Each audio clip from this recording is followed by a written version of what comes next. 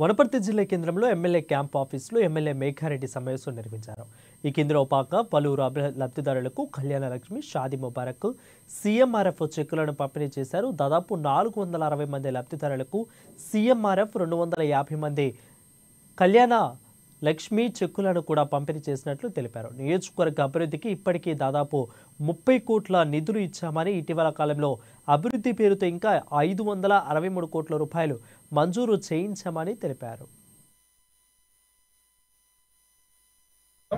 ఈరోజు వనపర్తి నియోజకవర్గంలో Wanaparthy ప్రజాభవన్లో MLA camp ఆఫీస్లో దాదాపు 460 సీఎంఆర్ఎఫ్ చెక్కులు, 250 చిల్లర కళ్యాణ లక్ష్మి, షాదీ ముబారక్ చెక్కులు పంపిణీ చేయడం జరిగింది. అందరి లబ్ధిదారులు ఇక్కడికి కలిసి వాళ్ళందరి దగ్గర క్యాంప్ ఆఫీస్లో కూర్చోబెట్టి వాళ్ళకున్న ఆశీర్వాదం తీసుకొని మా గవర్నమెంట్ చేసింది, మా రేవంత్ రెడ్డి గారు చేసింది, కాంగ్రెస్ ప్రభుత్వం ప్రజాపాలన ఇందిరమ్మ రాజ్యంలో మేము చేసిన ఇప్పటి ఒక సంవత్సరంలో మేము చేసిన అభివృద్ధి మీద వాళ్ళకందరికీ చెప్పి రాబోయే రోజులలో కాంగ్రెస్ పార్టీని ఆశీర్వదించమని చెప్పినాం.